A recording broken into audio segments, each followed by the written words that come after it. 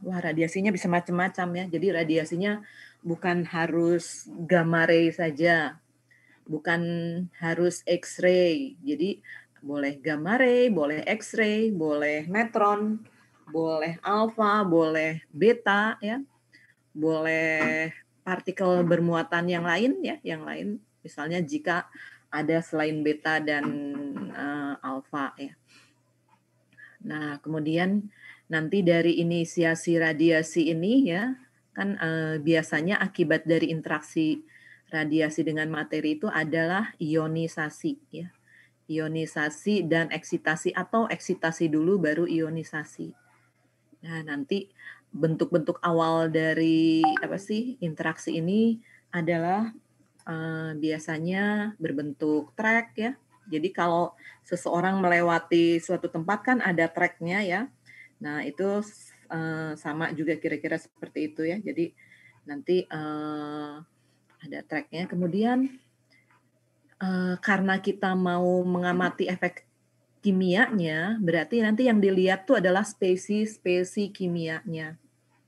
Jadi dari hasil interaksi radiasi yang berbentuk eksitasi kemudian ionisasi ini, karena ionisasi itu kan berarti nanti menghasilkan spesies gitu ya. Nah, spesies yang diamati biasanya adalah yang pertama adalah radikal bebas ya. Kemudian nanti spesies aktif lainnya. Tapi dalam hal ini yang disebut aktif bukan bersifat intinya radioaktif, tapi boleh bersifat aktif secara kimia ya. Jadi aktifnya yang secara kimia, jadi yang diamati. Kemudian nanti kalau mediumnya misalnya dominannya air ya, dominannya air. Nanti efek dari adanya spesies kimia ini efeknya lanjutnya apa? Nah, misalnya radiolisis sistem air ya di sini. Kemudian nanti ada kinetika radiasi, kemudian akibat dari kinetika kinetika reaksi akibat radiasi, nanti ada polimerisasi dan degradasi.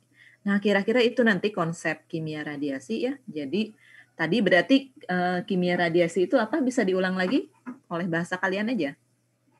Kimia radiasi itu mempelajari apa? Bidang ilmu yang mempelajari efek kimia terhadap radiasi.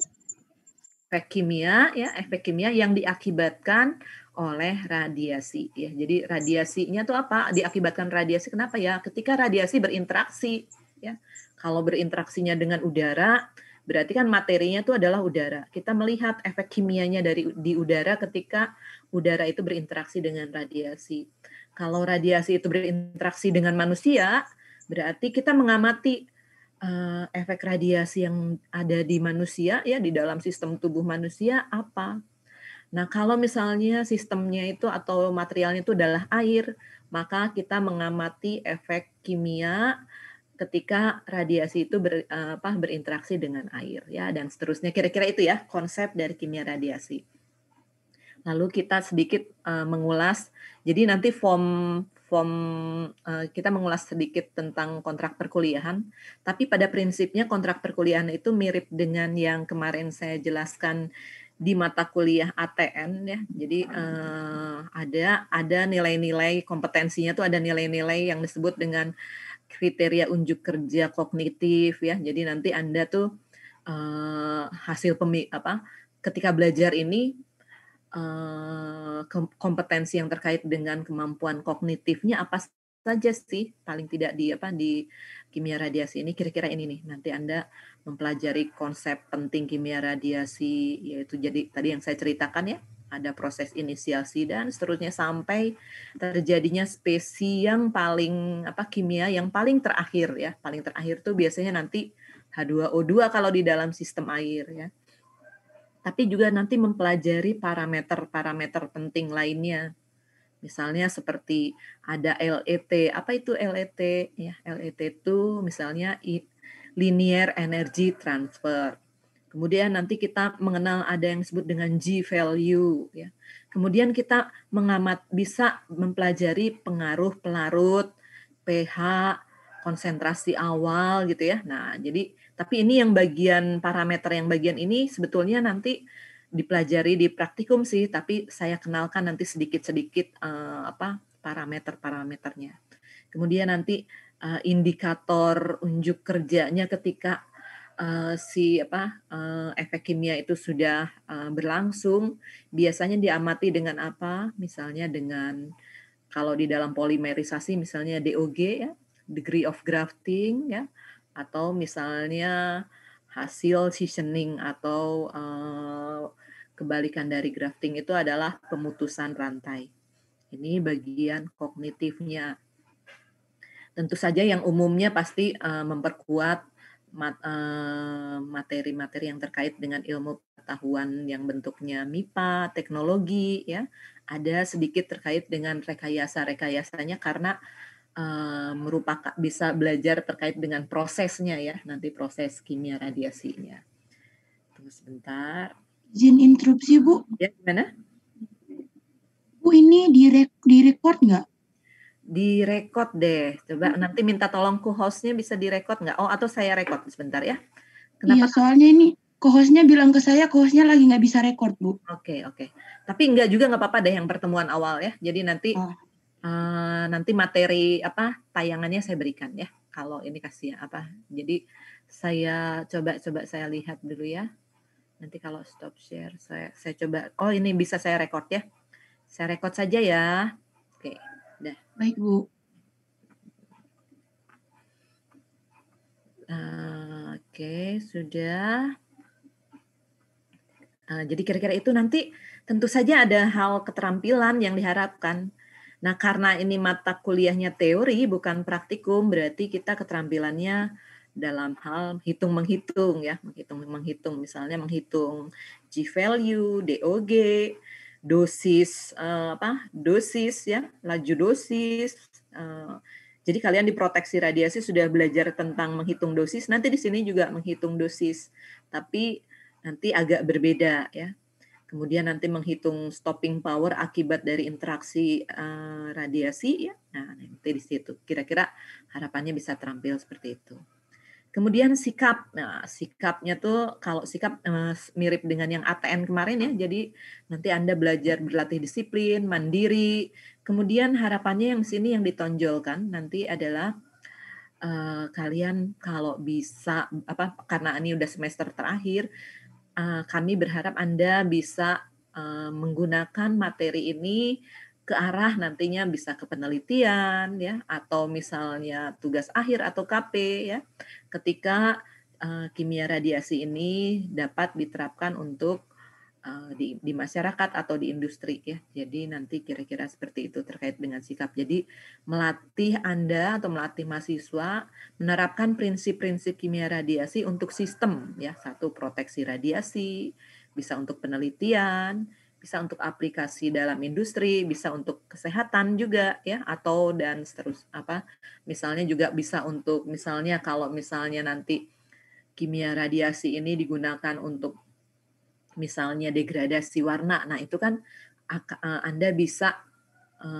bersikap bahwa dengan pelajaran kimia radiasi ini ketika Anda misalnya mengaplikasikan, ketika di antara kalian ada yang TA-nya terkait dengan degradasi, berarti Anda menerapkan prinsip-prinsip kimia radiasi. Ya, kira-kira itu. Kemudian materinya ya. Materinya kira-kira ini nanti ya, materinya tuh ada 8 sih sebenarnya ya, tapi nanti dibagi untuk 14 kali pertemuan. Nah, yang paling konsep-konsepnya, yang fundamental nanti diajar oleh saya. Kemudian nanti yang praktis ya, mulai untuk untuk penerapan nanti diampu oleh Bu Ega. Jadi nanti terkait dengan prinsip konsep kimia radiasi, kemudian interaksi radiasi dengan materinya ya, interaksi radiasi dan materinya ini nanti dalam ya di sini. Jadi nanti bisa ngitung LET, stopping power. Nah, itu diampu oleh saya. Kemudian nanti yang bagian penerapannya misalnya untuk ini ya, misalnya untuk dosimetri, degradasi, polimerisasi, itu diajar oleh Bu Ega di bagian 8 ini. Nanti bisa ada beberapa poin. Jadi yang bagian saya nanti kira-kira sampai nomor 7 ini. Kira-kira itu. Kemudian terkait dengan penilaian ya, sebentar. Penilaian sama dengan yang ATN kemarin ya. Nah, Penilaiannya sama dengan MTN yang kemarin, oke, gimana? Atau ada yang ingin ditonjolkan di sini? Misalnya, oh Bu, ujian akhir semesternya 40 gitu, ada yang ingin berubah begitu? Cukup. Atau Cukup, Bu. sama dengan ini saja ya? Cukup Bu, Ya, udah segitu aja. jadi sama dengan ini, kemudian nilainya kira-kira kalau sama dengan atau lebih dari 80 pasti A. Kemudian antara 65 sampai di bawah 80 lah ya, sampai 79-an itu kira-kira B, 79 bulat lah ya. Nah, dan seterusnya ini. Kira-kira itu. Kemudian sama seperti kemarin, karena saya juga kami ingin menerapkan Anda cukup disiplin dan semua kuliah online ini dapat terekod di mana? Di portal Dikti, agar STTN itu mudah biar cepat jadi politeknik ya. Kemudian nanti akreditasinya cepat jadi nilai A. Kalau akreditasinya A, misalnya ada yang di antara kalian mau kuliah lagi atau mau studi lanjut di luar negeri ya. Nah, itu akreditasi A itu menguntungkan buat kalian. Jadi nanti harapannya seperti itu ya. Jadi kalau saat ini absen atau kehadiran Anda atau kadang-kadang di awal-awal kuliah tuh saya minta Anda on cam, ya harapannya ini bisa tertelusur, kita kuliah tuh bisa diamati ya. Kalau dulu-dulu kan kita masa pandemi awal-awal kan kita dalam keadaan darurat ya. Kalau saat ini kan kita sudah terbiasa ya dengan keadaan pandemi ini. Kira-kira seperti itu terkait dengan kontrak perkuliahan. Nanti saya minta wakil dari kalian untuk menandatangani. Nanti saya akhir minggu ini saya kirimkan ke kepala suku ya, gitu ya. Oke. Atau Bu. gimana? Ya, oke ya. Bu. Iya Bu. Ya Bu. Ya, sekarang saya ganti screen yang lain ya, ke materinya. Nah, ini mulai materi, mudah-mudahan juga nanti bisa cukup menarik ya. Kita mulai dengan dengan ini ya, definisi dan rumus dulu. Ini saya sebentar ya, kok saya tuh agak Explorer saya agak ini bentar ya. Bentar saya stop share dulu ya.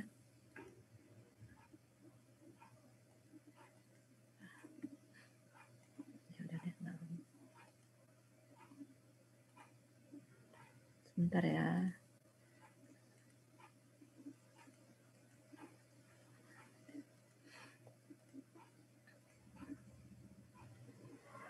Kira-kira kita belajar terkait ini ya. Nah, biasa nih ada apa sih? Saya cenderung dulu selalu bikin pakai bahasa Inggris, tapi nggak apa-apa deh. Jangan khawatir. Anda udah harus bisa pakai bahasa Inggris dan paling nggak bisa di ini pakai Google ya. Nanti kalau bingung artinya. Jadi saya mengenalkan istilah-istilah dulu yang mungkin nanti terasa asing buat Anda, tapi mudah-mudahan nanti jadi lebih akrab dan lebih kenal ya. Jadi nanti ada istilah tadi, kalau kimia radiasi itu saya sudah kenalkan ya, ilmu kimia radiasi itu artinya apa ya. Kemudian nanti ada istilah, nah di sini ada istilah stopping power ya, stopping power. Nah, stopping power ini adalah ya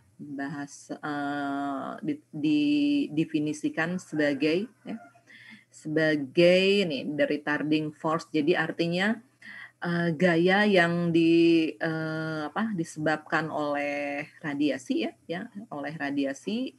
Radiasinya bisa berbentuk ini charge particle ya. Jadi biasanya stopping power ini gini dulu ya, kalau ada radiasi gamma atau X-ray mengenai materi. Nah, itu fenomena ketika radiasi gamma atau radiasi X-ray atau X-ray itu berinteraksi dengan materi, fenomenanya disebut apa ya? Kalau Anda bisa jawab ini, berarti Anda udah lumayan, ini lumayan benar ini nih, kredibel sebagai calon ahli nuklir atau memang lulus dari STTN. Jadi kalau ada radiasi gamma atau X-ray berinteraksi dengan materi, nah fenomenanya disebut apa ya? Reaksi inti, Bu. Reaksi inti. Disebut apa? Reaksi inti. Reaksi inti. Apakah kalau radiasi gamma dengan X-ray kalau berinteraksi dengan materi langsung jadi reaksi inti? Enggak, Bu, enggak. Ya, Bu, ada ionisasi. Ionisasi dulu. Nah, jadi gamma dan X-ray itu belum tentu jadi reaksi inti. Fenomenanya gini ya. Saya lebih jelaskan lagi ya arahkan. Kalau ada radiasi gamma mengenai suatu shielding, kemudian radiasi gammanya itu diserap oleh shielding. Nah, fenomena itu disebut apa ya?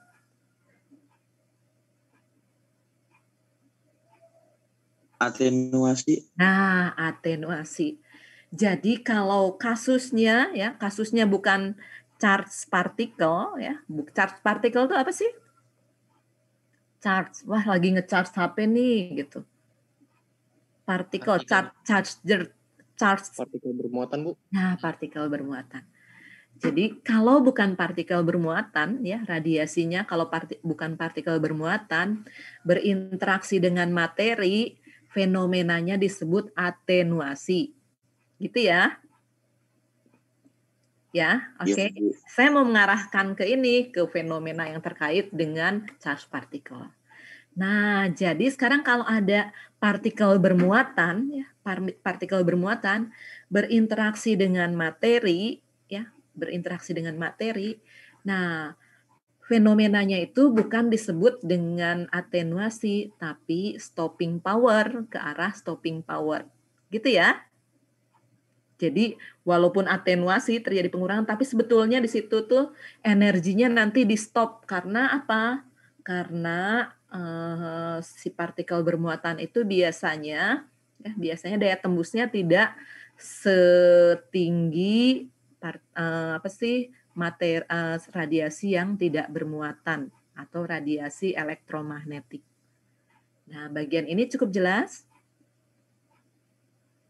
Cukup jelas tidak? Berarti kalau energinya besar dan bermuatan besar juga ini ya, Bu, apa? Fenomenanya atenuasi. Kalau misalnya energinya lebih kecil dari yang energi yang atenuasi, muatannya lebih kecil, berarti ini stopping power namanya, Bu. Ya, jadi gini, charge particle itu kan kenapa sih charge particle energinya, daya tembusnya tidak akan walaupun energinya tinggi ya. Coba partikel bermuatan yang energinya tinggi, coba kalian cari partikel bermuatan yang energinya paling tinggi apa? Atau gini aja, partikel bermuatannya beta, ya. Energi yang paling tinggi rata-rata berapa? Energi yang paling tinggi dari beta? Ada yang tahu nggak? Misalnya beta dari fosfor ya, ada energi beta dari fosfor 32, energinya berapa, coba cari.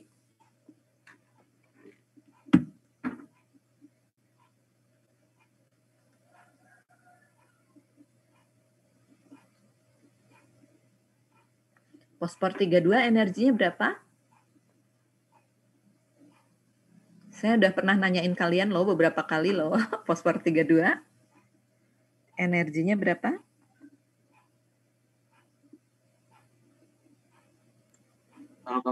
MeV. Energi beta dari fosfor 132 itu 1,7 ya. 1,7 MeV ya. Nah, itu kan energinya tinggi. Tapi walaupun energinya tinggi sampai MeV itu, tapi daya tembusnya ya, daya tembus tuh artinya gini, daya tembusnya tuh bukan ke per unsurnya, per atomnya, tapi ke ketebalan materi. Misalnya ya ada material 5 cm atau 10 cm, itu tidak akan bisa ditembus oleh beta ya, walaupun betanya tuh energinya tinggi. Gitu ya? Cukup jelas nggak? Halo? Cukup jelas nggak? Apakah ada radiasi beta yang bisa menembus material yang ketebalannya 10 cm? Ada nggak? Nggak ada kan? Nggak ada, Bu. Ya, Tidak, kenapa? Bu. Nggak ada, Bu. Ya, kenapa kira-kira coba kenapa? Kenapa demikian? Lebih ke daya tembusnya ya, Bu, berarti. Ya itu kenapa daya tembusnya itu kenapa nggak Panjang seperti gelombangnya, X-ray? Ya, boleh panjang gelombangnya gimana? panjang gelombangnya lebih pendek sehingga energinya energinya besar tapi panjang gelombangnya pendek, Bu. Ya, jadi biasanya terkait dengan ini partikelnya itu kan bermuatan, ya enggak? Partikelnya itu bermuatan sehingga dia dipengaruhi oleh ya. Jadi kalau partikel bermuatan tuh kira-kira dengan materi apa sih yang terjadi? Ionisasi, Bu. Ya, boleh ionisasi. Jadi artinya dia tuh gini, kalau seseorang gitu punya intensi khusus, dia akan jadi jalannya tuh menggak-menggok, jadi mudah dipengaruhi oleh lingkungannya. Jadi kalau X-ray itu radiasi elektromagnetik. Jadi kalau dia lewat ke suatu material gitu, dia cenderung lurus saja karena dia nggak punya muatan, ya nggak? Ya, oke. Oke, Bu. Ya, karena nggak bermuatan, dia lurus saja. Tapi kalau partikelnya bermuatan, dia ketika misalnya partikelnya bermuatannya misalnya negatif gitu ya, ada partikel positif, kira-kira bagaimana yang terjadi? Dia akan tertarik ke partikel. Tertarik? Ya, pokoknya antar interaksinya tuh ditarik daya tarik menarik atau tolak menolak ya. Kalau partikel bermuatan ya. Iya, Bu. Ya, kalau yang tidak bermuatan lurus. Jadi gitu maksudnya stopping power tuh seperti itu. Jadi kalau interaksinya itu adalah partikel bermuatan dengan materi, maka kata lain yang menggantikan dari fenomena atenuasi itu disebut stopping power. Apa sih yang di stop ya gitu? Apa sih yang di stop di materi itu? Energinya. Energi dari apa? Energi dari partikel bermuatan ini. Jadi ketika partikel bermuatan ini berinteraksi dengan materi, nanti energinya tuh di suatu tempat tuh akan diberhentikan. Ya. Jadi mula-mula diberhentikannya dikit, dikurangi dikit-dikit, terus nanti akhirnya berhenti. Berhenti itu artinya apa? Habis. Gitu ya. Jadi nanti ada yang disebut dengan stopping power atau bahasa lainnya specific energy loss. Ya. Jadi artinya tuh energi yang hilang setiap panjang treknya atau panjang apa ya, kalau kamu jalan ada bekasnya itu apa namanya, trek juga kan ya. Jadi bekas kamu jalan misalnya berapa meter terus ada bekas kakinya, nah itu disebut trek. Nah artinya kalau ada partikel bermuatan ini lewat ke materi, ada range-nya atau jejaknya ya atau tracknya. Nah itu panjang tracknya itu satuan sepernya untuk menghitung ini spesifiknya. Nah energi yang hilang nanti per sentimeter atau per satuan panjang gitu ya. Nah ini bahasa Indonesianya kira-kira gini, gaya perlambatan yang terjadi atau yang bekerja pada partikel bermuatan karena interaksi dengan materi yang mengakibatkan hilangnya energi dari partikel tersebut. Ya. Atau kalau energy loss disebut dengan pengubahan energi. Ya, pengubahan energi menjadi bentuk partikel lain. Jadi energinya hilang, tapi energinya tidak betul-betul hilang, hanya berubah gitu ya. Oke. Halo? Ya, itu kira-kira stopping power, makna stopping power. Jadi stopping power ini adalah fenomena atenuasi lah kira-kira ya, bisa disebutkan fenomena atenuasi akibat terjadinya interaksi antara partikel bermuatan dengan materi. Itu ya jadi ini untuk menggantikan istilah atenuasi kalau partikel bermuatan ya. Nah, kira-kira nanti partikel bermuatan tuh bentuknya seperti ini. Jadi kalau stopping power-nya itu di daerah-daerah, kalau misalnya ini itu suatu sistem di ini ya, di sistem suatu atom ya, suatu atom. Nah, kalau yang disebut elektronik artinya gini, bentuknya seperti ini stopping powernya ya. Jadi kira-kira nanti naik kemudian drop. Jadi ada yang maksimumnya di sini. Nah, nanti bisa saja ada yang dropnya tuh langsung runcing di sini ya, itu. Nah, ini biasanya stopping powernya ini kalau terjadi di kulit-kulit material. Nah, sementara kalau yang mendekati inti ya, bukan di dalam intinya nih ya. Kalau mendekati inti material, profilnya kira-kira seperti ini. Ya, jadi awalnya tinggi gitu ya, tapi tingginya tidak tinggi-tinggi banget ininya angka stopping powernya, kemudian melandai. Sementara kalau di apa sih di daerah-daerah apa di daerah orbitalnya ya, di daerah-daerah kulit-kulit material ya, kulit-kulit unsurnya bentuknya tampilannya seperti ini, kecil kemudian naik kemudian nanti turun. Turunnya tuh bisa melandai atau bisa runcing. Nah, kira-kira ini misalnya kalau materialnya tuh atau unsurnya itu adalah aluminium nih ya. Kira-kira aluminium, kira-kira bentuknya seperti ini. Nanti stopping powernya itu ditampilkan dalam satuan keV per nukleon ya, gitu ya. Jadi dalam satuan energi gitu ya. Kalau spesifik berarti per nukleonnya gitu. Oke, sampai sini cukup jelas?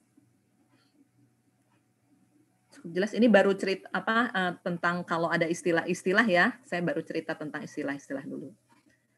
Kemudian nanti ada istilah spesifik ionisasi. Nah, tadi kan lanjutannya ke kalau tadi kan spesifik energy loss ya, stopping power-nya. Nah, kalau ini disebutnya spesifik ionisasi. Nah, ketika radiasi melewati jarak di dalam partikel tersebut ya, misalnya saya tampilkan kira-kira seperti ini ya, misalnya ya. Misalnya kalau ini radiasi radiasinya itu ya partikel bermuatan proton ya, proton. Nah, ini misalnya melewati suatu material dengan ketebalan ya, misalnya ini dari ketebalan tertentu nih ya, misalnya dalam bentuk satuan ya nanti di sini. Nah, awalnya ini kecil gini ya, kemudian naik. Nah, ini sebetulnya bentuk stopping powernya, tapi nih kita lihat di sini itu nanti di sini itu ada tracknya kan ya. Nah, tracknya ini ketika dilewati oleh proton ini track-tracknya ini menjadi ini terionisasi. Ya. Jadi kalau partikel bermuatan itu melewati suatu medium partikelnya itu pasti meninggalkan jejak dalam bentuk ion. Ya. Awalnya sih eksitasi dulu, tapi nanti lama-lama jadi ion. Nah, ini jadi bentuknya seperti ini. Nanti intinya setiap misalnya jaraknya seperti ini ya. Jaraknya tuh seperti ini. Nanti kalau disatukan dalam bentuk per milimeter, jadi nggak misalnya kalau 3 terus akhirnya nanti dirubah jadi persatuan gitu, unity, maka nanti satuannya tuh dalam bentuk ini per ya. Per tuh artinya pasangan ya, pasangan ionnya ya, pasangan ion per milimeter. Ya, kira-kira satuan dari spesifik ionisasi. Nah, lambangnya J ya. Kadang dilambangkan I dalam buku-buku tertentu. Ya, lambangnya J atau I. Definisinya adalah jumlah ion ya, jumlah pasangan ion yang dihasilkan per satuan unit panjang jejak atau tadi track atau path ya, gitu ya. Cukup jelas bagian sini. Kalau nanti ada istilah spesifik ionisasi, satuannya adalah pasangan ion per milimeter. Definisinya adalah jumlah pasangan ion yang dihasilkan per satuan panjang dari jejak jejak radiasi itu melewati materi. Sampai sini cukup jelas? Sampai sini cukup jelas kah? Jelas, Bu. Jelas, Bu. Cukup jelas, Bu. Oke. Kemudian nanti ada istilah ini slowing down slowing down proses di dalam solid. Kalau materialnya itu bentuknya padatan ya, bentuknya trek tadi bentuknya tuh tidak langsung runcing ya, tapi biasanya ada perlambatan ya. Jadi perlambatan, nah ini disebut dengan slowing down process. Jadi nah ini biasanya jadi kita baca aja dulu deh biar ini. Nah coba yang pintar bahasa Inggris siapa ya? Biar nggak saya aja yang pintar bahasa Inggris siapa? Ini diterjemahkan oleh kalian dulu coba. Yang pintar bahasa Inggris siapa di antara kalian? Hafiz, ada pintar bahasa Inggris kan Hafiz ya? Enggak, Bu. Nggak bisa bahasa Inggris.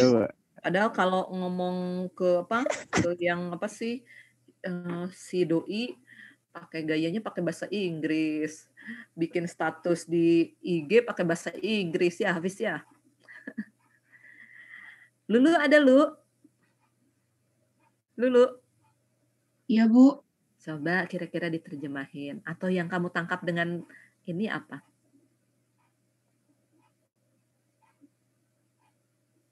Saya cuma bisa nangkap yang sampai di titik pertama, Bu. Ya, boleh. Apa? Ini kalau yang saya tangkap pada saat proses awal slowing down ini terjadi pada energi yang tinggi, di mana ion yang di slow down kebanyakan oleh electronic stopping tadi, dan proses ini berjalan pada hampir straight path atau jejak yang lurus. Ya, nggak apa-apa terus. Nah, baru pas setelah itu saya sudah agak bingung bagaimana cara menerjemahkannya. Nah, ya nggak bisa. Ya, sekarang ini kan tadi kalau ini di sistem elektronik ya. Jadi nanti di sistem elektronik seperti ini. Jadi radiasi itu biasanya energinya awalnya tinggi, kemudian karena diperlambat ya. Kalau tadi kan stopping power tuh ada dua kemungkinan ya, elektronik dan nuklir gitu ya. Nah, kalau stopping powernya berbentuk elektronik, jadi energinya tinggi, kemudian jadi rendah. Nah, tapi kalau di sini ya, kalau mendekati inti ya, stopping powernya itu nuklir stopping. Nah, ini biasanya bentuknya itu tidak kayak tadi kan ada gambarnya ya, gambarnya dilihat nih. Nah, kira-kira ini ya. Nah, ini maksudnya. Jadi kalau yang stopping powernya elektronik seperti ini, kalau yang stopping powernya nuklir kira-kira seperti ini. Jadi ini awalnya dari energinya tinggi ya, energi tinggi, kemudian nanti ini ada kehilangan nih ya. Ini untuk stopping powernya. Jadi energinya awalnya tinggi, jadi berkurangnya masih sedikit nih. Jadi yang diberhentikan sedikit, kemudian nanti makin besar. Nah, berarti ada pengurangan secara drastis. Jadi ini kebalikan dari tadi slowing down itu ya. Jadi gitu ya. Oke, nanti kalau belum ngerti nggak apa-apa dulu, tapi ada istilah-istilah seperti ini nanti boleh dibaca dulu ya. Nah, ini biasanya terjadi pada sistem kristal ya, sistem kristal atau bentuk solid state yang susunan kristalnya lumayan teratur ya, seperti itu. Kira-kira gitu. Nanti ada bentuknya bukan disebut dengan pad atau track, tapi disebut dengan cascade ya, cascade ini ya. Gitu kira-kira untuk material yang bentuknya solid state. Kira-kira seperti itu. Nah, ini biasanya kita mempelajarinya di mana? Nah, kalau kita mengimplementasikan atau menerapkan kimia radiasi untuk misalnya metal, atau contohnya metalnya itu adalah semikonduktor. Ya, kira-kira gitu ya. Oke, nanti berarti saya mengenalkan dulu aja istilah ini. Nanti dipelajari dulu. Kemudian ini kita lihat gambarnya kira-kira seperti ini ya. Jadi ini material yang yang solid state. Kemudian di sini ada radiasi masuk ya. Bentuknya kira-kira seperti ini.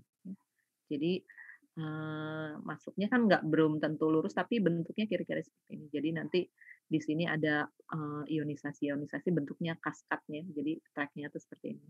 Ya. Kira-kira seperti ini. Kemudian ini terkait dengan stopping power-nya dengan fungsi kedalaman, ya, kira-kira seperti itu. Nah, kemudian kita masuk ke definisi range, ya. Range itu bahasa Indonesianya apa ya, range? Jangkauan, Bu. Ya, jangkauan, betul. Ada cat apa ya itu ya? Kira-kira ada cat apa? Enggak dari co-host kan ya? Ya, jadi ini ya definisi apa sih range itu adalah jangkauan bahasa Indonesianya.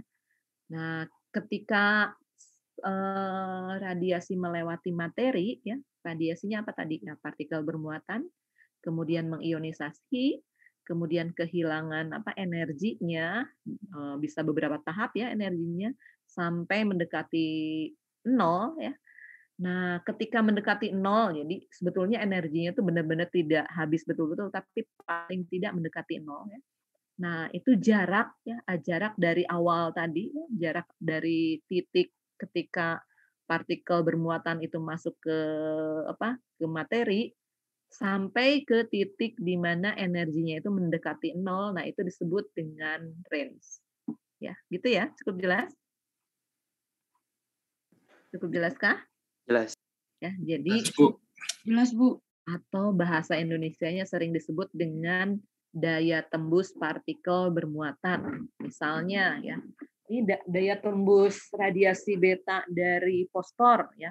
Misalnya daya tembusnya itu 1 cm gitu. Daya tembusnya misalnya di mana? Misalnya kalau di dalam tubuh. Jadi misalnya ada radiasi beta di dalam tubuh nih ya, sumbernya di dalam tubuh. Nah, itu range-nya misalnya 1 cm. Artinya apa? Nanti kalau ada radiasi beta di dalam tubuh, ya misalnya untuk keperluan treatment kanker, gitu ya. Berarti si daya tembus beta di dalam tubuh itu 1 cm, berarti dia akan mengionisasi, ya mengionisasinya kira-kira 1 cm di ya misalnya secara apa sih dengan geometri yang bulat gitu ya. Jadi bulat. Nah kira-kira 1 cm si jaringan kankernya itu bisa berinteraksi dengan partikel bermuatan beta tersebut ya misalnya dari fosfor. Lalu bagaimana misalnya kalau partikel betanya itu dari misalnya strontium ya, strontium 90 misalnya daya tembusnya berapa atau range-nya berapa? Oh, kalau karena SR90 itu energi lebih kecil berarti range-nya itu kira-kira misalnya hanya 0,8 cm atau misalnya 8 mm. Kira-kira gitu ya, satuannya dalam milimeter. Ya. Nah, kemudian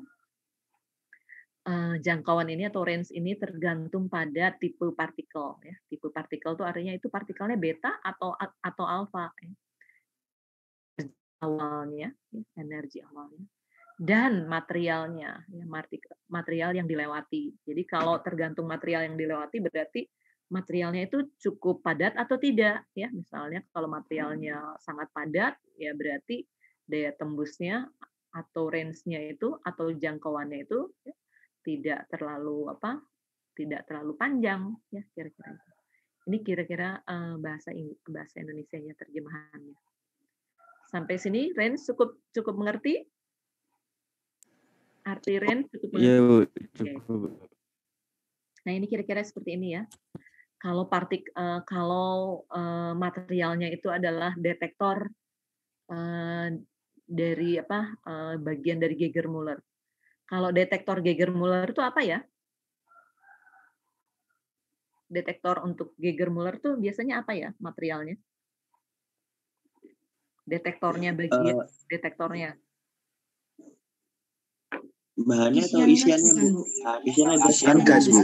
Hanya saya tanya, detektornya apa Geiger-Müller itu? Nanya apa ya? Tadi detektor ionisasi. Ya, berarti Geiger-Müller itu untuk mengukur partikel alfa beta. Ya, berarti detektornya berupa apa? Gas ya, berupa gas ya. Iya enggak? Iya, Bu. Jadi detektornya itu berupa gas. Nah, ini kita lihat misalnya kalau alfa atau beta tuh bisa dari misalnya ketebalan dari sistem Geiger-Mullernya itu berapa nih, bisa ada yang ini ya, bisa ada yang lewat ke sini kalau misalnya betanya energinya tinggi, tapi kalau betanya energinya rendah ya berarti hanya di sekitar sini. Kalau alfa ya hanya sekitar sini. Nah, kita lihat nih misalnya membandingkan suatu material yang bukan ini ya, misalnya bukan Geiger-Müller tapi yang lain lah ya misalnya ya. Atau boleh juga nih Geiger-Müller ya. Jadi ini gas nih ya, misalnya ini gas dengan ketebalan tertentu. Nah, kalau alfa nih range-nya kira-kira sampai sini. Ini kalau beta lebih jauh. Ya, gitu kira-kira. Terus kemudian bentuk ininya, bentuk tampilan dari stopping power-nya ya seperti ini ya. Ini berarti garis lurus dari sini ke sinilah ya, nih ke sini. Nah, itu disebut dengan range. Cukup jelas ya? Ya, Bu. Ya, Bu. Jadi kita tadi sudah dikenalkan dengan berapa definisi. Ada berapa definisi tadi? Ada apa saja? Sampai sini masih ada lagi sih. Apa saja tadi? Satu apa? Stopping power. Dua? Stopping power. Spesifik ionisasi.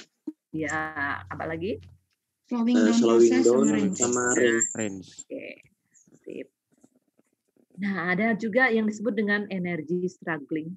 Energy struggling itu disebutnya biasanya kalau di dalam bahasa Indonesia kan itu adalah profil distribusi ya. Profil distribusi dari apa?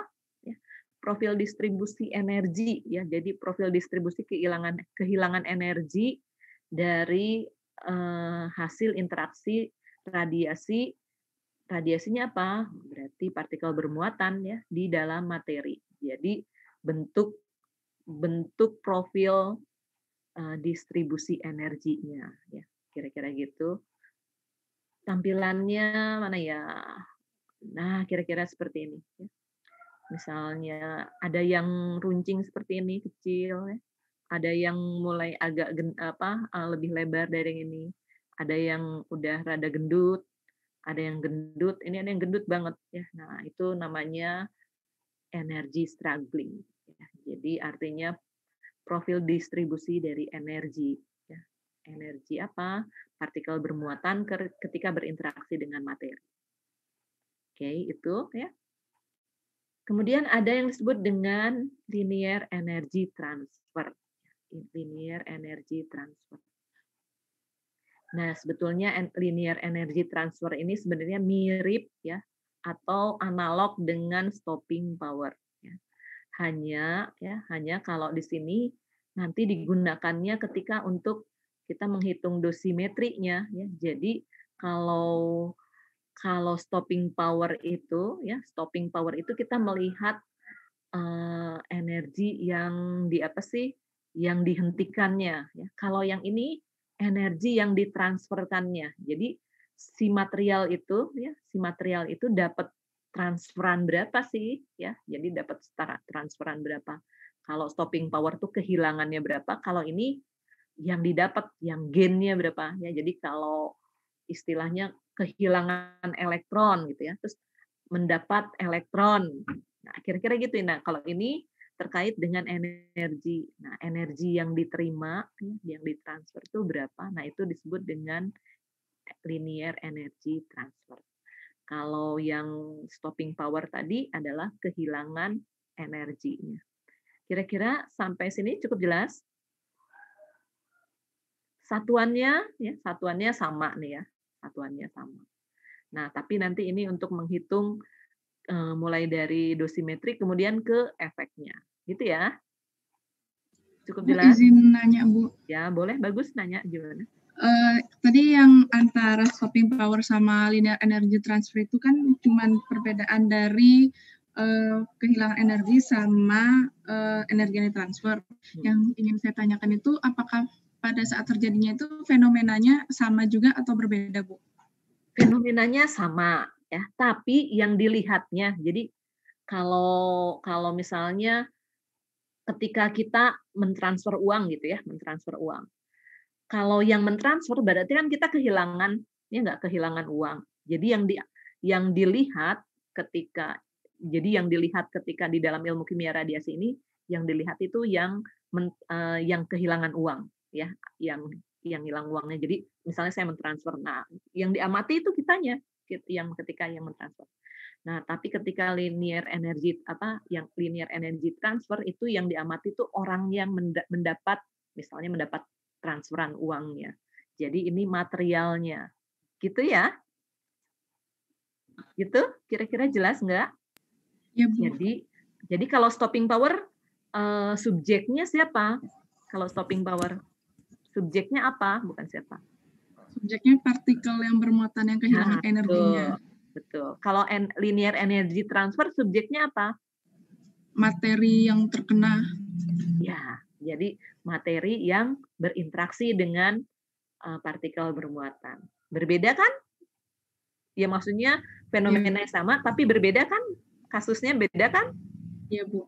Ya, jadi kalau linear energy transfer tuh nanti kita dapat dapat uangnya banyak nggak sih? Terus efek uangnya banyak gimana? Misalnya kita jadi kaya gitu, atau misalnya kita jadi gemuk gitu ya karena ini. Nah, sedangkan kalau yang stopping power itu yang diamatinya apa? Oh si energinya tadi, si partikel bermuatan itu, gitu ya?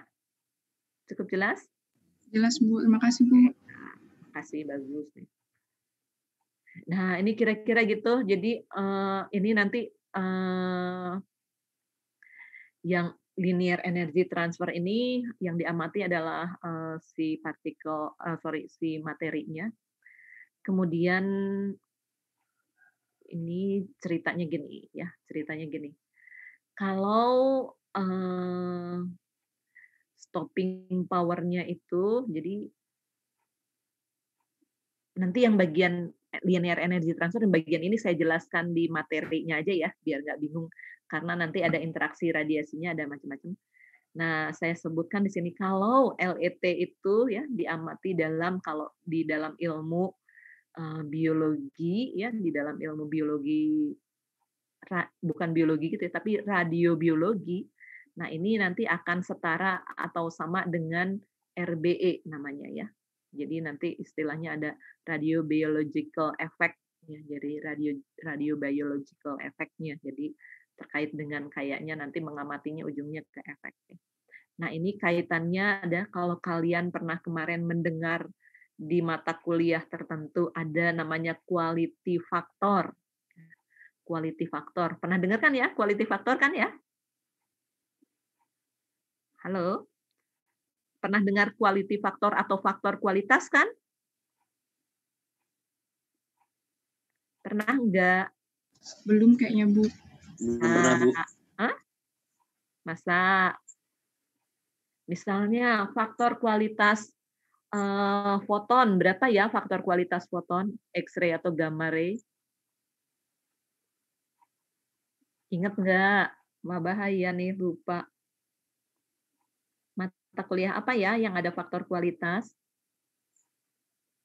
Itu sama kayak bobot radiasi, bukan, Ibu? Ya, betul. Jadi bobot radiasi itu faktor kualitas. Ya. Jadi Mas Joko nih udah biasa di mana? Di tempat kerjanya nih faktor kualitas gamma ray ini 1. Faktor kualitas alfa berapa ya Mas Joko ya? Faktor kualitas alfa berapa ya? Aduh, lupa, Bu. Faktor kualitas radiasi alfa 20 paling tinggi kan ya? Ya enggak? Ya kan nilainya 20 ya? Nah, kira-kira gitu, seperti itu. Jadi linear energy transfer tuh nanti ngarahnya ke faktor kualitas. Jadi faktor bobot radiasi, faktor kualitas radiasi. Gitu ya? Oke. Ya. Gitu. Nanda lupa nggak dengan faktor kualitas, faktor bobot radiasi? Ingat nggak ya? Ingat atau lupa? Baru ingat lagi ya? Lupa. Ya. Nanti diupayakan ingat-ingat lagi karena kalian nanti semester 8 udah diuyel-uyel lagi dengan ini, dengan persiapan untuk PPR ya. Nah, ini secara ilmu kimia radiasinya tuh di kimia radiasi terkait dengan dengan linear energy transfer. Kalau linear energy transfernya tinggi, berarti faktor bobot kualitasnya ya tinggi ya. Nah, ini untuk menentukan apa tadi? Untuk menentukan dosis ekivalen yang biasanya satuannya bisa dalam sievert atau rem ya. rem. Ini sifat ya tulisannya ya, salah ini salah nulis. Nah, kira-kira ini kita lihat ya. Kalau yang LET-nya tinggi, kira-kira seperti ini. Kalau LET-nya rendah, kira-kira seperti ini. Nah, kan semua tayangan tidak harus saya jelaskan, saya ingin memancing di antara kalian. Nah, kalau LET-nya tinggi, kalian yang bisa Anda amati apa? Di gambar ini, kalian menangkapnya apa ya? Terbentuk H2O2. Ya, terbentuk H2O2. Kalau di sini hanya H2O ya. Terbentuk apa lagi sebelum H2O2? Sebelum H2O2 apa nih? Ada OH-OH ya? Iya, Bu. OH. Ini OH itu kalau di dalam kimia radiasi nanti ada istilahnya gugus hidroksil. Sebetulnya kalian di kimia juga pernah mendengar gugus hidroksil atau di SMA gugus hidroksil? Pernah dengar? Pernah, Bu. Apa itu gugus hidroksil? Gugus yang mengandung OH-. Boleh. Kalau itu kan maksudnya bukan gugus ya, tapi ion ya, ion hidroksida gitu ya. Hidroksil boleh lah ion hidroksil. Tapi gugus hidroksil dalam bentuk radikal misalnya. Tidak bermuatan tapi masih bentuk radikal. Jadi nanti ditulisnya itu OH dot gitu. Apa ya? Pernah dengar? Gugus hidroksil itu apa? Bersifat apa? Mudah berikatan, Bu. Ya, mudah berikatan tuh artinya apa? Kelompok apa di kimia tuh? Pernah dengar radikal bebas? Pernah dengar radikal bebas? Pernah dengar nggak radikal bebas? Pernah, Bu. Ya, jadi gini, misalnya ini ada suatu materi ya, misalnya kandungannya kebanyakan air ya, mediumnya air. Ketika berinteraksi dengan radiasi ya, kemudian misalnya di dalam medium ini LET-nya ternyata tinggi, jadi transferan energinya tinggi ya, transferan energi. Maka OH-OH yang dihasilkan tuh rapat gitu ya, OH-OH-nya rapat nih setiap satuan panjangnya ya. Jadi artinya apa? Yang terionisasinya padat ya, yang terionisasinya padat, jadi kerusakannya pun padat ya. Sedangkan ini setiap satuan panjangnya kerusakannya itu tidak terlalu padat dibanding yang ini ya, gitu ya. Jadi kalau ada radiasi atau sumber radiasi yang bermuatan mempunyai nanti daya LET-nya ya, daya LET-nya tuh tinggi ya, daya transfernya tuh tinggi setiap sentimeternya, maka si efeknya ke si materi ini maka ionisasinya tuh akan lebih tinggi dibanding yang LET-nya rendah. Gitu ya. Cukup jelas? Walaupun tadi saya cerita bahwa LET ini nanti yang diamati subjeknya itu adalah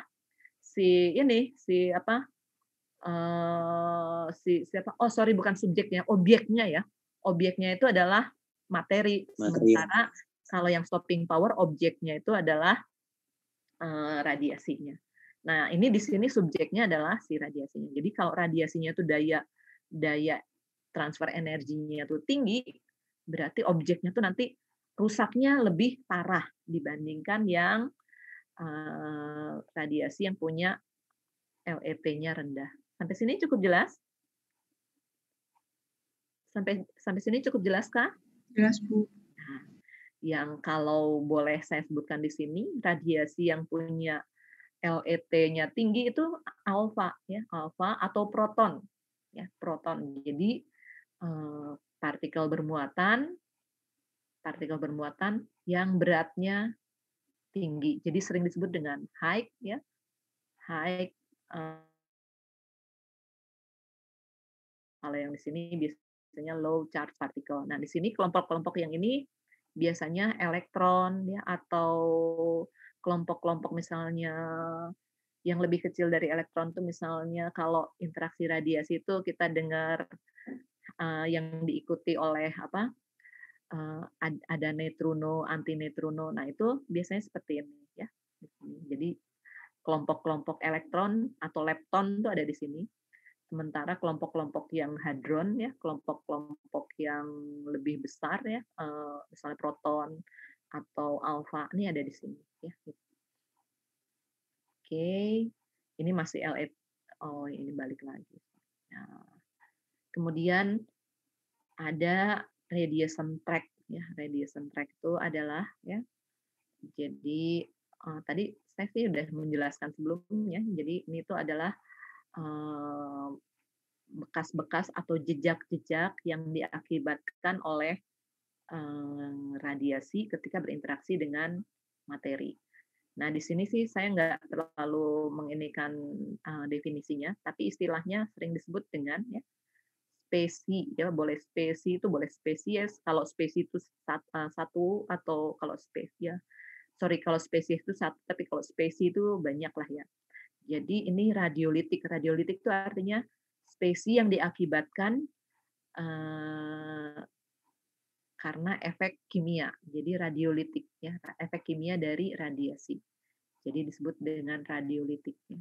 Jadi radiolitik spesies yang disebabkan oleh radiasi yang datang ya atau mendeposit ya di suatu materi atau medium yang sifatnya tidak homogen ya. Nah, ini biasanya menghasilkan bentuknya struktur-struktur track. Kita lihat gambarnya ya. Nah, kira-kira seperti ini. Kalau untuk gini, Anda lihat nih, di sini ada alpha particle, track-nya kira-kira seperti ini. Di sini ada elektron, ya, ada X-ray foton, track-nya kira-kira seperti ini. Kemudian ini yodium 125 itu kan pemancar foton dan beta, kira-kira track-nya seperti ini. Kemudian di sini kalau elektron diperbesar, kira-kira track-nya seperti ini. Nah, kira-kira menurut Anda kira-kira apa sih ini? Komentar Anda apa? Misalnya partikel alfa bila dibandingkan dengan track dari foton yang nanti mengakibatkan elektron atau track dari beta itu kira-kira gimana nih? Menurut Anda? Pendapat Anda? Ada yang bisa kira-kira menggambarkan?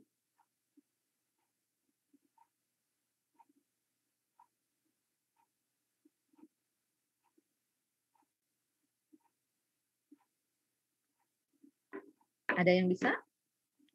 Lihat titik-titiknya nih. Yang alpha partikel titik-titiknya gimana? Dempet-dempetan, Bu. Ya, dempet-dempet. Artinya apa? Dense ya, artinya padat dibandingkan yang lainnya. Ya, jadi ini kerusakannya pasti langsung lebih tinggi. Nah, yang track-track yang terkait dengan misalnya ya, kalau diperbesar kira-kira seperti ini nih. Ya, jadi tadi ada elektron, kemudian ada secondary elektron. Artinya apa sih? Track itu setelah menghasilkan ionisasi kan, ionisasi itu ada positif dan negatif. Nah, ini yang negatifnya disebut dengan secondary elektron. Ya, jadi, lalu kenapa ada cabang-cabangnya gini ya? Kira-kira kenapa ada cabang-cabangnya?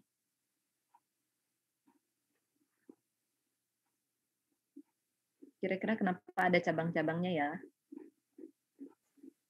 Radikalnya, Bu. Kenapa ada cabang-cabangnya?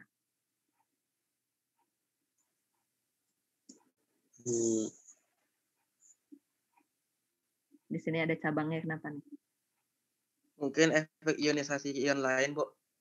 Ya, jadi ini ada ionisasi, tapi kan di sini tuh ada kadang-kadang ada elektron sekundernya, ya, elektron sekundernya. Jadi karena partikel bermuatan itu mudah dipengaruhi oleh ya medan elektromagnetik ya. Jadi ini bisa Bisa ada cabang-cabangnya, ya, gitu ya. Kira-kira seperti itu tuh radiation track tuh. Udah berapa tuh istilahnya jadinya? Kayaknya di antara yang tadi itu apakah semua Anda sudah pernah dengar istilahnya itu?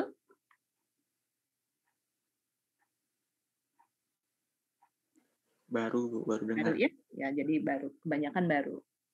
Kemudian ada yang istilahnya G value atau value tuh bahasa Indonesianya apa ya? Nilai Bu. Nilai. Ya, kita bisa sebut nilai G ya. Tapi kita udah kayaknya di kimia radiasi kita biasanya pakainya ya udahlah pakai bahasa asing itu jadi G value. G value itu adalah radiation chemical yield. Jadi kalian udah belajar teori proses kimia lah ya. Sudah belajar kan ya? Proses kimia sudah belajar belum ya? Sudah Bu, proses kimia industri. Apa sih yang dimaksud dengan yield? Kalau dalam Yield itu hasil dibagi feed, Bu. hasil dibagi apa? Feednya.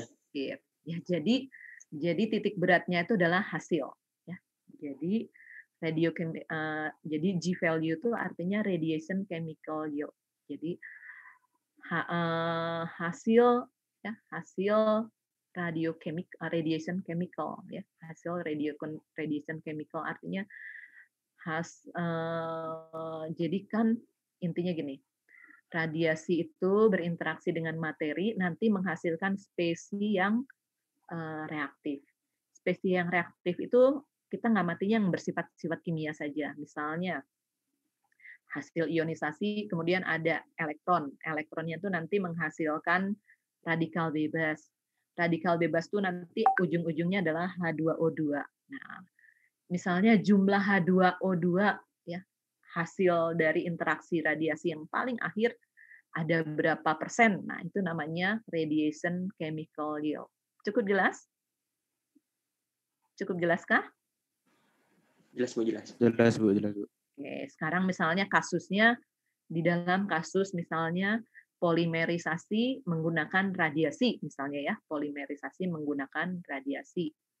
Misalnya nanti radikal polimer misalnya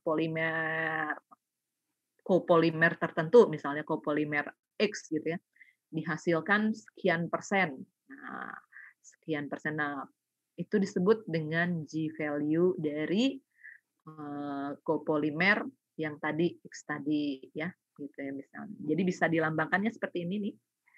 G value itu ini untuk X-nya ya. Jadi untuk spesiesnya, spesies radiation chemical-nya. Jadi misalnya untuk polimerisasi misalnya XX, terus bisa juga misalnya untuk reaksi scissioning atau grafting, lawannya grafting itu apa sih? Pemutusan ya, degradasi misalnya. Nah, ini misalnya yield degradasinya, misalnya ini boleh juga di GY juga boleh. Pokoknya ini adalah yang apa produk akhirnya ya, produk akhirnya itu apa? Nah, ini disebut dengan G value. Lalu satuannya apa? Ya, satuannya apa? Nah, kita lihat di definisinya. Adalah jumlah molekul ya. Jadi jumlah molekul boleh X, boleh Y lah ya, jumlah molekul X yang berubah ya, yang berubah setiap 100 elektron volt energi radiasi yang diserap oleh material tersebut. Sampai sini cukup jelas? Sampai sini cukup jelas kah? Halo? Jadi intinya tuh Bu, kayak mana ya Bu? Unsur yang berubah gitu ya Bu, karena nyerap energi. Kita nyebutnya kalau kimia kan bukan unsur tapi ya udah spesies aja ya, misalnya ion gitu ya. Misalnya gini, ada Fe2+ gitu ya, Fe2+ akibat radiasi ya, misalnya di radiasi larutan Fe2+, diradiasi di iradiatornya Pak Gili, kemudian berubah menjadi Fe3+ gitu ya. Misalnya berubah menjadi Fe3+.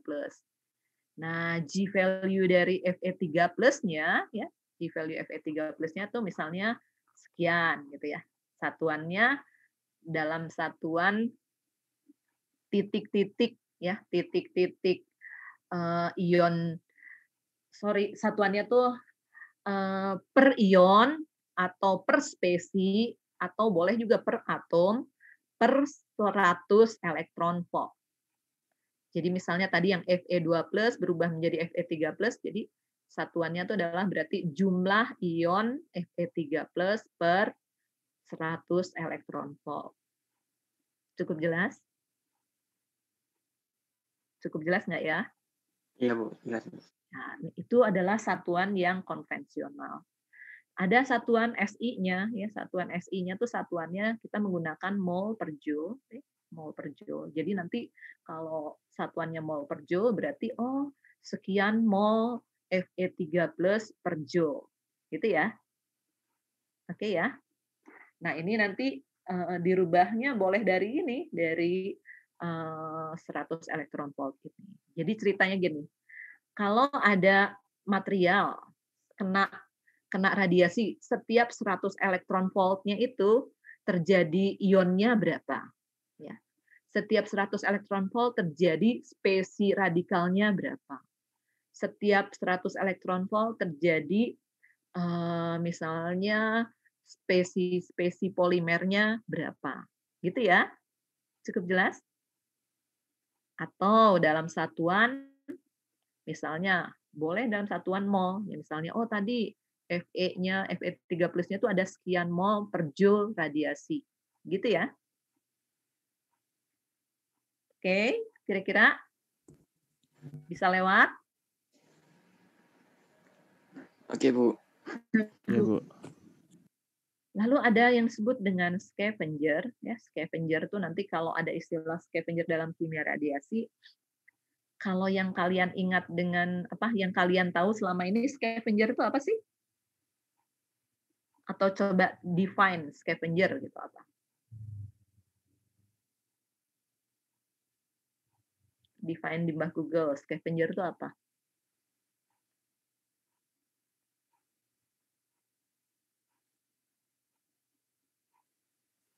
Bahan kimia yang bersifat reaktif terhadap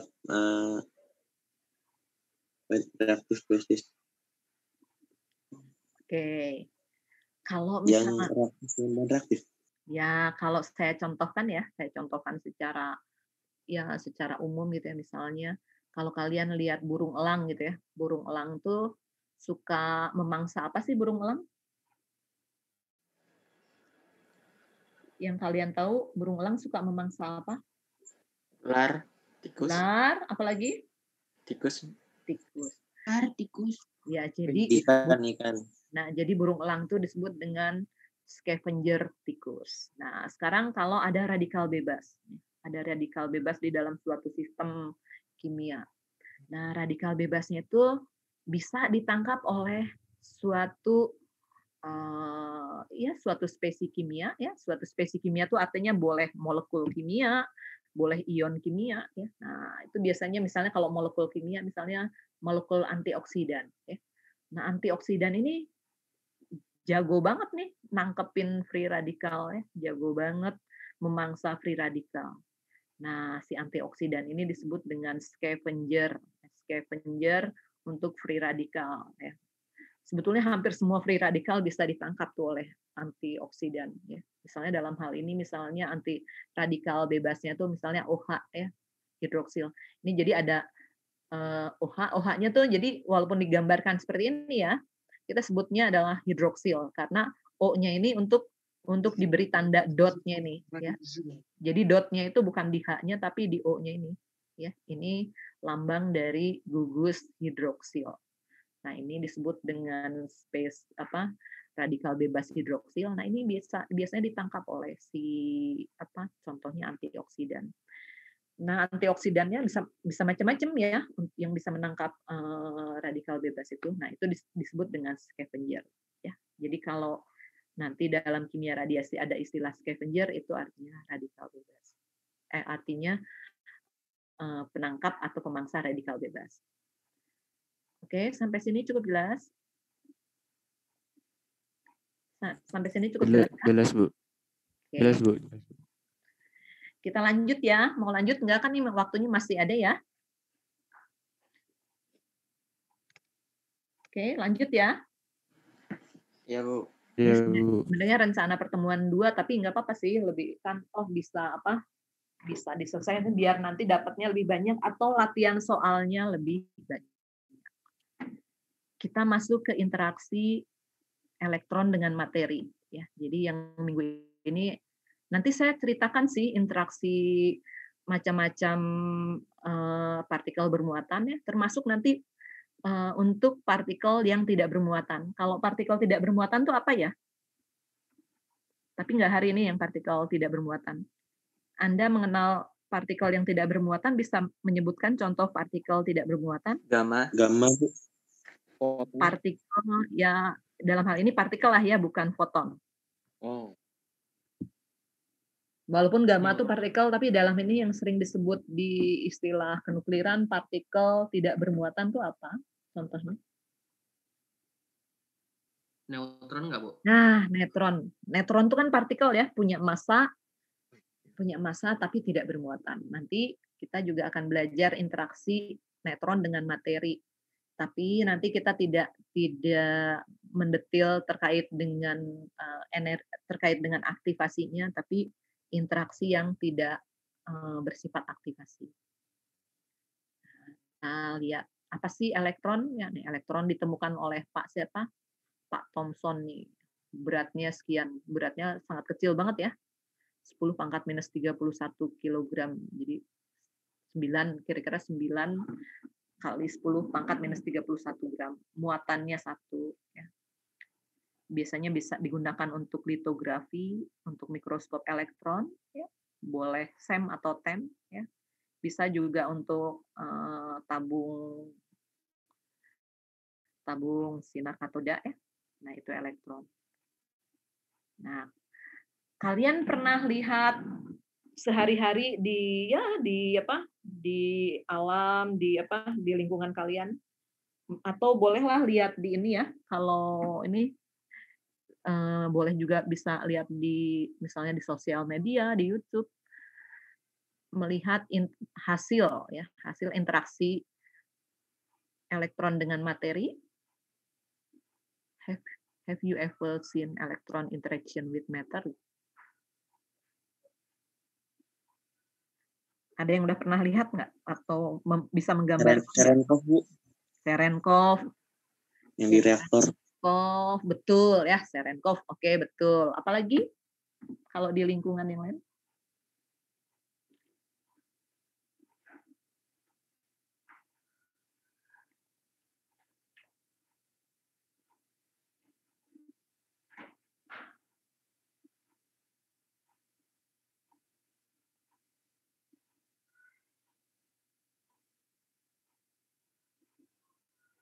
Selain Cherenkov, ada yang pernah lihat?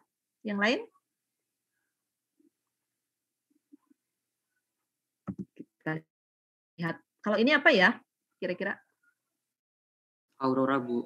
Nah, aurora itu adalah salah satu hasil interaksi elektron dengan materi. Ya, itu tuh aurora tuh kira-kira gitu. Jadi kalau di mana ya ada aurora tuh? Kutub Utara, Bu. Nah, Kutub Utara. Nanti kalau suatu saat kalian ternyata cukup kaya bisa main melihat aurora, kira-kira ya, ini benar-benar melihat interaksi elektron dengan materi. Sebetulnya juga kalau kalian melihat di langit dalam saat-saat tertentu warnanya berbeda-beda, itu salah satu interaksi kelompok partikel yang mirip-mirip elektron ya, kira-kira itu. Jadi ada istilahnya aurora borealis ya, itu adalah yang paling gampang dilihat oleh manusia, hasil dari interaksi elektron dengan materi. Materinya apa ya kira-kira? Materinya apa ya? Lapisan ionosfer. Ya, lapisan ionosfer ya gitu ya. Ini tadi yang menjawab Cherenkov, betul banget ya. Jadi kalau orang nuklir udah pernah lihat Cherenkov, ya udahlah, misalnya nggak di reaktor nggak apa-apa, dilihat di gambar-gambar dan sering mengenal. Nah itu adalah bagian dari interaksi elektron dengan materi. Sebetulnya bagaimana sih terjadinya Cherenkov itu, radiasi Cherenkov itu bagaimana ceritanya awalnya? Ada yang bisa jawab? Itu Ibu kalau nggak salah pernah jelasin dulu itu neutron nabrak ke jadi reaksi inti, nabrak materi, terus elektron yang dihasilkan tuh kecepatannya melebihi kecepatan cahaya gitu, Bu. Ya, terus elektron yang dihasilkan melebihi kecepatan cahaya, terus apa yang terjadi? Jadinya cahayanya jadi warna biru gitu, Bu. Menghasilkan cahaya biru. Ya, kenapa berhasil dari situ? Birunya tuh dari apa? Air Ya, mediumnya. Jadi air berinteraksi dengan elektron yang kecepatan tinggi. Jadi airnya dari mana? Yaitu air yang ada di moderator atau kolam reaktor itu, ya. Kolam reaktornya ada airnya kan banyak, berinteraksi dengan elektron energi tinggi. Elektron energi tingginya didapat dari mana? Ya, radiasi gamma yang dihasilkan di teras reaktor. Di teras reaktor emang ada radiasi gamma? Ya ada, ya, dari hasil habis reaksi fisi itu, ya. Reaksi fisi ujung-ujungnya adalah gamma ray, ya, gamma ray yang cukup tinggi, ya, nanti menghasilkan gamma ray berinteraksi dengan air, menghasilkan elektron yang energinya tinggi. Elektron yang energinya tinggi berinteraksi lagi dengan air, nah, itu Cherenkov, ya. Itu kira-kira elektron. Tadi ya, elektron dengan materi. Lalu kira-kira ini ya, kalau di alam Anda melihat ini, warna-warna ini kira-kira nih, kalau yang biru tuh elektron dan positron, kalau warnanya sian tuh warna apa sih? Sian tuh warna apa? Gitu, Bu. Biru. Ya, agak biru ya. Terus kalau merah tuh ya ke arah biru-biruan gitu ya, boleh rada ungu gitu. Kalau merah tuh interaksi neutron dengan apa? Ya dengan yang alam tadi ya, boleh lapisan ionosfer. Kalau orange proton, kalau gray itu ada meson, kalau green muon. Nah, kira-kira kalau Anda bisa melihat ini warna-warna gini, ini itu interaksi material yang ada di permukaan bumi, ya, dengan berbagai partikel nih. Tapi kita tadi melihatnya hanya elektron aja ya. Nah, kita masuk ke ininya, ke yang substansinya.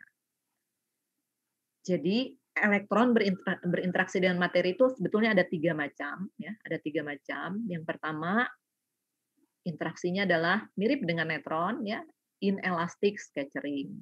Kemudian elastic scattering, ya. Kemudian ada satu lagi, nuclear inelastic scattering. Nah, sebelum saya lihat diulang lagi, kira-kira ada berapa interaksi tadi yang dominan elektron dengan materi? Apa saja? 3, Bu. Ya, apa? 3, Bu. Apa? Inelastic, terus scattering. Ya, inelastic scattering. Kemudian apa? Kemudian elastic scattering. Terus nuklir. Nuklir apa? Nuklir inelastic scattering. Ya, jadi ada 3 ya. Jadi elastic scattering, kemudian elastic scattering, inelastic scattering, dan nuklir inelastic scattering. Kita lihat apa gimana sih? Nah, yang tidak ada kata-kata nuklirnya disebut dengan inelastic scattering. Ini biasanya terjadi pada atomic orbital. Jadi orbital atom, ya, orbital atom. Jadi elektronnya berinteraksi dengan elektron-elektron di orbital suatu unsur atau materi atau atomnya. Cukup jelas? Segini dulu, cukup jelas? Inelastic scattering itu gimana? Interaksi antara elektron. Elektron yang mana? Berarti ini elektron yang partikel bermuatannya ya, dengan elektron yang orbital. Elektron orbital. Ya, kita sederhanakan aja biar nggak bingung, elektron orbital. Karena Anda udah tahu elektron orbital. Jadi di dalam hal ini ada 2 elektron ya. Ya enggak? Ada 2 elektron ya. Yang di sini ya, ini elektron yang tadi ini aja lah ya, ini elektronnya nih. Ya, jadi Di sini nanti berinteraksi dengan apa? Dengan elektron di materialnya. Ya, kira-kira gitu. Bentar, ini nggak kelihatan ininya ya. Oke, jadi ada elektron, ya elektron yang partikel bermuatannya, berarti yang ini energinya tinggi. Kemudian di sini ada unsur atau material. Nah, material itu kan biasanya ada kandungan elektron orbital. Elektron orbital berinteraksi dengan elektron yang datang. Nah, itu kira-kira bentuknya seperti ini. Ya, nanti ada elektron yang mental gitu ya, ada elektron mental, kemudian ada elektron ada energi gitu ya, ada energi. Nah, nanti hitung-hitungannya kira-kira seperti ini. Jadi ini terkait dengan sudutnya. Bentar ya, kayaknya internet saya nggak stabil. Jadi ini elektronnya nih sebenarnya mental, kemudian ada transfer energi.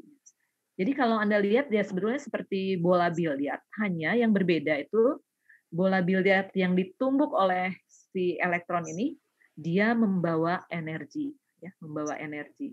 Dan itu nggak balik lagi keadaannya itu. Ya. Jadi artinya inelastik. Ya. Jadi artinya keadaan eksitasinya itu tidak kembali lagi. Nah, kalau kembali lagi itu disebut dengan elastic scattering. Kalau tidak kembali lagi, ya tidak balik lagi, itu disebut inelastic scattering. Jadi nanti ujung-ujungnya di sini tuh, misalnya di sini ada material ya, ini material ya, ini elektron. Nanti elektronnya tuh jadi ada elektron yang ada mengandung energinya, ya, itu mengandung energinya. Energinya dapat dari mana? Transferan dari elektron yang menabrak ini. Mental dengan sudut tertentu nih, ya, sudut tertentu. Kemudian elektron yang awalnya ini, ya, jadi elektron yang awalnya ini kan elektronnya mental, kemudian di sini ada yang terkait dengan energinya. Energi awalnya berkurang, energi yang ini berkurang, berkurangnya dari mana? Yaitu dengan energi yang ditransfer ke elektron orbitalnya. Kira-kira gambarannya seperti ini. Cukup jelas? Cukup, Bu. Ya, gitu dulu ya. Nanti bisa jadi ajang diskusi, boleh minggu depan ya. Boleh nanti saya nanya-nanya pakai kuis gitu ya. Ini elastic scattering ya. Jadi kalau yang tadi kan ada yang apa sih membelah, tapi bukan inti ya yang membelah, tapi elektron yang di orbital. Jadi yang satu benar-benar berubah. Kalau ini tidak berubah, elektronnya hanya mental saja. Ya. Jadi tidak ada transfer energi atau transfer energinya sangat kecil. Jadi si elektronnya hanya mental saja akibat si elektron tadi partikel yang bermuatan tadi. Nah, itu disebut dengan elastic scattering. Kemudian, nah tadi kan saya sebutnya nuklirnya di depan, ternyata inelastic nuclear scattering, ya, inelastic nuclear scattering. Jadi kalau si elektronnya itu energinya lebih tinggi, ya, atau pokoknya intinya lebih tinggi dari yang sebelumnya, ya, paling tinggi lah di antara tadi dua yang tadi, ini paling tinggi energinya. Nah, ini mendekati si elektronnya ini mendekati masuk ke inti, ya. Jadi si elektron orbitalnya dilewati semua. Elektron orbitalnya dilewati semua. Ini mendekati inti tapi tidak sampai ke inti. Nah, nanti ujung-ujungnya dihasilkan sinar X, ya. Jadi si elektronnya sendiri direm, ya, elektron yang masuk ke inti ini direm, dia kayaknya untuk tahap awalan tuh materialnya tuh kayak mengerem si elektron ini. Nah, ketika mengerem itu keluarlah X-ray. Nah, X-ray-nya itu X-ray Bremsstrahlung. Nah, ini disebut dengan inelastic nuclear scattering. Sementara sifat stopping power-nya, jadi nanti si elektron ini diberhentikan, di stop. Nah, itu disebut dengan radiative stopping power. Jadi energinya diberhentikan. Nah, itu stopping power-nya disebut dengan radiatif. Kalau yang tadi stopping power collision yang kedua tadi, ya, gitu ya, yang inelastic tadi. Sampai sini cukup jelas? Sampai sini cukup jelas kah? Iya, Bu, jelas, Bu. Cukup, Bu. Oke. Ada mungkin saya ini nanya ngecek. ke Anaira. Ada Anaira? Iya, Bu. Anaira, apa kabar? Baik, Bu. Oke, saya nanya deh. Coba diulangi yang terkait apa sih inelastic nuclear scattering? Itu Jelaskan. tadi saya sempat sepemahaman saya, Bu. Nggak apa-apa. Jadi elektron dari partikel yang bermuatan itu dia mendekati materinya sehingga menghasilkan radiasi, bukan ya, Bu? Ya, menghasilkan radiasi apa? Menghasilkan radiasi. Tadi saya kurang dengar radiasi apa, Bu. Tapi saya menangkapnya cuma sampai segitu, Bu. Oke. Coba saya cek lagi yang lain ya. Anaira, ada Atika Aprilia. Atrika Aprilia. Coba jelaskan Atrika Aprilia. Jelaskan ulang. Apa sih inelastic nuclear scattering itu?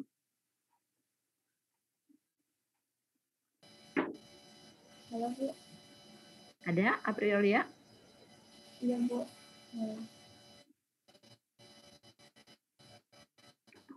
Silahkan.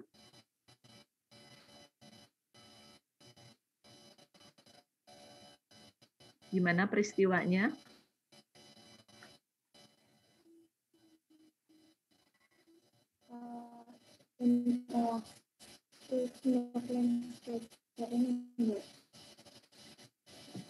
Coba dijelaskan ulang lagi. Menambahnya hampir masuk ke jadi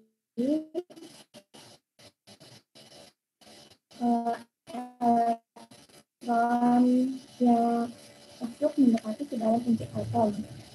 Nah, tapi dia nggak sampai ke inti karena ada radiatif stopping power. Nah, dari hampir mendekati inti itu nanti dia bakal menghasilkan sinar X dan elektronik. Oke. Jadi intinya elektron yang mendekati inti itu tadi di apa sih? Elektron yang mendekati inti tadi diapakan? Direm ya. Direm ya. Jadi elektronnya itu direm. Jadi kemudian nanti dibelokkan. Nah, peristiwa pengereman itu disebut dengan Bremsstrahlung. Nah, ketika mengerem elektron itu ya dihasilkan juga X-ray. Nah, jenis X-ray-nya adalah X-ray karena X-ray-nya dihasilkan dekat dari inti, itu X-ray-nya energinya jadi lebih tinggi ya dibandingkan X-ray karakteristik. Maka disebut dengan X-ray Bremsstrahlung. Nah, itu X-ray Bremsstrahlung itu biasanya X-ray yang dihasilkan untuk X-ray yang di tempatnya Pak Tasik. Ya, kira-kira gitu ya. Sampai sini cukup jelas? Jelas, Bu. Oke. Jelas, Bu.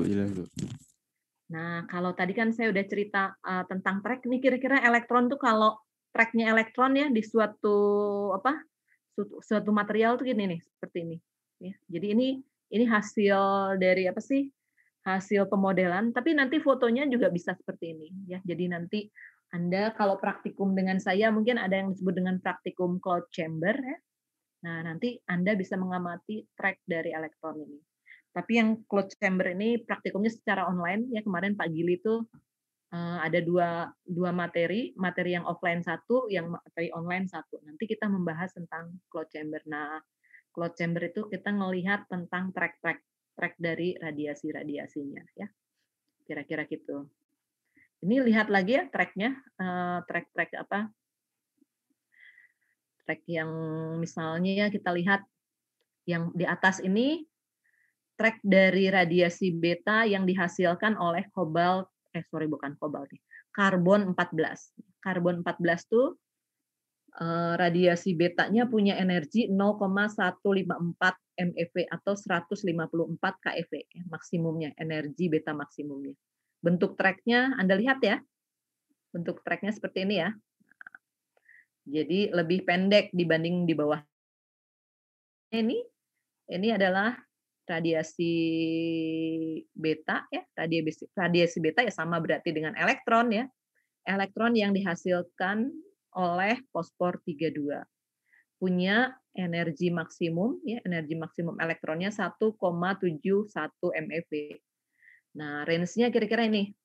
Tadi range-nya kan saya cerita fosfor 32 itu kira-kira 1, padahal nih ternyata 8 mm nih. Nih 8 mm itu berarti 0,8 ya. Jadi ini range-nya tuh kira-kira 0,8. Bentuk track-nya kira-kira seperti ini. Track-nya tuh kelihatan nih ada minus, plus, ada minus, plus. Nah, ini tuh bentuk dari ionisasi. Lalu kita lihat track dari apa sih? Dari walaupun beta ya, kita bandingkan dengan yang alfa. Alfa yang dihasilkan dari polonium 210. Polonium 210 ini punya energi alfanya 5,3 MeV. Range-nya sekitar 0,037 mm. Ini kira-kira bentuk ionisasinya. Kita lihat cari yang elektron-elektron lagi. Ini hanya 2 nih. Yang ini gamma nih, yodium 131 gamanya seperti ini. Jadi kalau ada tanda seperti cacing-cacing ini tuh berarti panjang lah ya, panjang ditampilkan panjang. Ini kobalt 60 juga panjang. Neutron juga sebenarnya agak panjang ya, tapi nanti di ujung-ujungnya tuh ada ionisasi. Nah, proton balik lagi pendek nih protonnya. Nah, kemudian ini kalau ionisasi gabungan ya seperti ini. Nah, kira-kira gitu cerita hari ini ya. Kira-kira cerita hari ini itu dulu. Nanti minggu depan kita saya jelaskan terkait dengan interaksi partikel berat bermuatan dengan materi ya. Tapi kira-kira ini gini dulu. Sampai sini ada yang ingin bertanya? Ada yang ingin bertanya?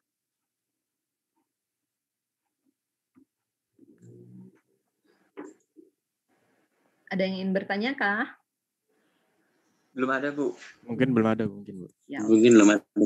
ya, semua udah absen ya? Absennya sudah ya semua ya? Iya, Bu. Mungkin Ya, Bu. agak awal saja saya sudahi. Memang udah waktunya ya? Udah selesai ya?